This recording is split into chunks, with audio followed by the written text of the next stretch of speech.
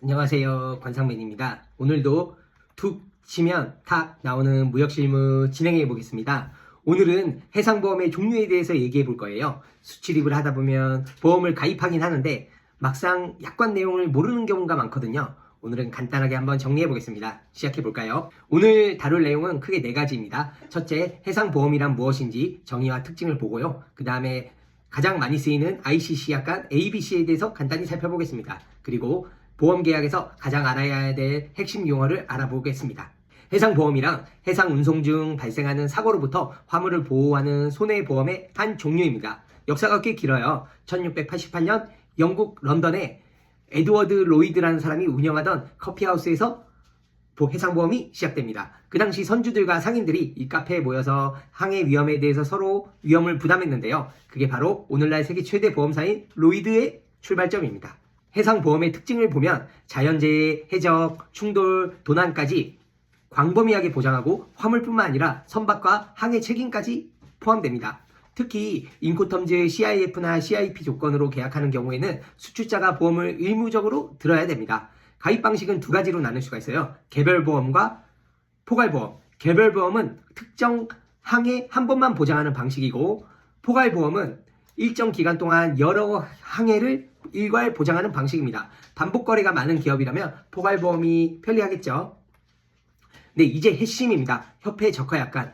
영어로 인스티튜트 카고 클라우시스 이죠. 1963년에 처음 제정돼서 1981년 2009년 개정됐고, 현재는 신협회 적화 약관이 사용됩니다. ABC 크게 3등급으로 나뉘어요.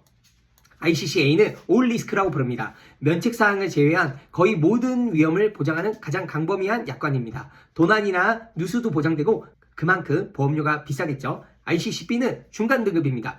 특정 위험과 일부 자연재해를 보장하는데 도난이나 누수는 보장되지 않습니다. 지진, 분화, 낙뢰는 보장됩니다. ICCC는 분손부담보라고도 해요. 화재, 침몰, 충돌처럼 대형 사고만 보장합니다. 도난, 누수 등은 물론 지진, 낙뢰도 보장이 안 돼요. 대신 보험료가 가장 저렴하겠죠. 가장 중요한 게 있습니다. A, B, C 모두 보장하지 않는 공통 면책 위험이 있어요.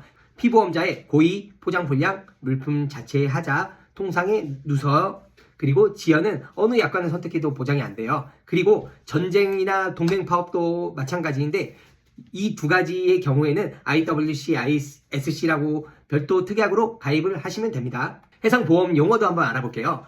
해상보험에서 자주 등장하는 용어들을 한번 정리해 보겠습니다. 먼저 피보험 이익, 보험 목적물에 손실이 생겼을 때 경제적 손실이 있게 되는 자가 가지는 이익입니다. 쉽게 말해 내가 이 화물에 대해서 피해를 입으면 손해다라는 관계가 있어야 보험에 가입할 수 있다는 겁니다. 2번째, 보험자와 피보험자입니다. 보험자는 손해를 보장해주는 보험사, 피보험자는 보험금을 받는 사람입니다. 즉 대상이겠죠. 보험 가액은 손해액의 최고 한도입니다. 적화보험은 보통 CIF 가격의 10%를 더해서 산정합니다. 보험 금액은 계약 시 약정한 금액으로 보험자가 부담하는 보상 한도입니다. 전손과 분손, 전손은 화물 전부가 멸실되거나 파손된 경우고, 분손은 화물 일부만 피해를 입은 경우예요. 그리고 마지막으로 창고 간 약관, 웨어하우스 투 웨어하우스, 출발지 창고부터 도착지 창고까지 전 구간을 보장하는 조항으로 실무에서 가장 일반적으로 적용됩니다. 여러분이 보험 증서 보시면 이 약관이 적혀 있을 거예요. 네, 실제로 해상보험을 가입할 때는 어떻게 해야 되는지 한번 정리해 드릴게요. 첫 번째, 약관 선택입니다. 화물 종류, 항로, 예산을 고려해서 A, B, C 중 어떤 걸 선택할지 결정을 합니다. 고가품이나 손상되기 쉬운 화물이라면 A를 선택하는 게 일반적이겠죠.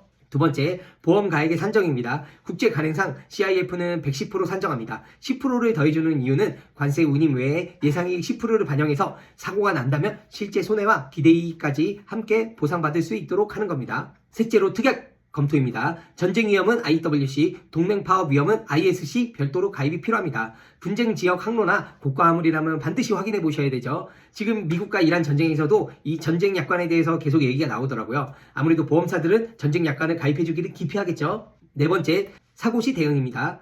사고가 발생하면 즉시 보험사에 통지하고 사진과 서류 등 증거서들을 확보해야 됩니다. 신고가 늦어지면 그만큼 불이익이 생길 수 있어요. 그리고 한 가지 더 중요한 착각을 짚고 넘어가 볼게요. ICCA는 모든 위험을 보장한다고 생각하시는 분들이 있는데 그렇지 않습니다. 조금 아까 언급드렸던 전쟁이나 파업, 고의 파손, 포장불량 등은 A약관을 선택해도 보장이 안 됩니다. 올 리스크는 면책사항을 제외한 나머지를 보장한다는 의미입니다. 오늘 정리해보겠습니다.